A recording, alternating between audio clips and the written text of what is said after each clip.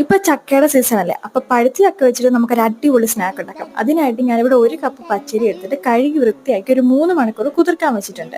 ഇനി ഞാനിവിടെ കുറച്ച് പഴുത്ത ചക്ക എടുത്തിട്ടുണ്ട്, അത് അരിഞ്ഞ് ചെറുതാക്കി എടുത്തിട്ടുണ്ട്. ഇനി 3 മണിക്കൂർ കുതിർത്ത അരി അധികം വെള്ളമൊന്നും ചേർക്കാതെ ഇതേപോലെ തിക്കായിട്ടൊന്ന് അരച്ചെടുക്കാം.